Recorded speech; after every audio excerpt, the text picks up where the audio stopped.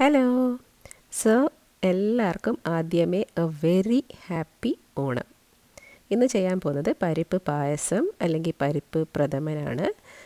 ഇതിന് ഞാൻ ഒരു 2 കപ്പ് മൂങ് ദാലും 1 കപ്പ് ചന്നാ ദാലും യൂസ് ചെയ്യുക. Lightly roast it and then wash and clean it. You can either do it fully in moong dal or fully in channa dal, or you can mix like this and use. എനിക്ക് baby food പോലെ ഉള്ള ഈ ഒത്തിരി മാഷായി കുക്കായ ദാൽ ഇഷ്ടമല്ല.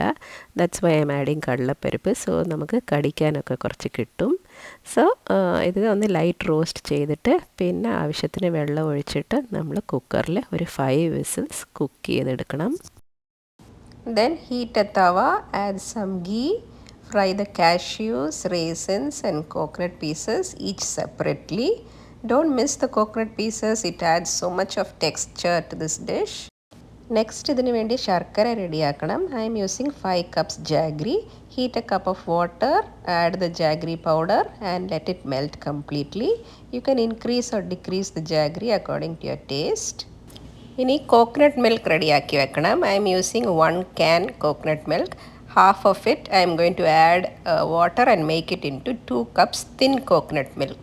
The other half I am going to keep it as thick coconut milk.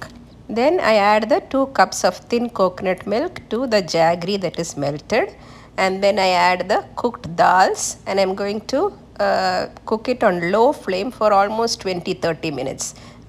Once in a while just give it a stir and leave it there for 20-30 minutes on low flame, and then switch off the stove and add the thick coconut milk. Finally, I add the cashews and raisins and the coconut pieces, and you have your super easy and simple പരിപ്പ് പായസം.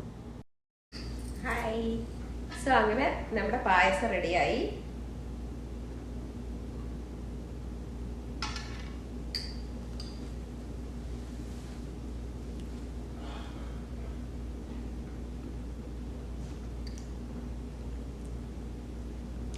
അടിപൊളി.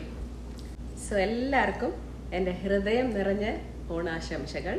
Wishing every one A healthy, happy and prosperous Onam. Have fun.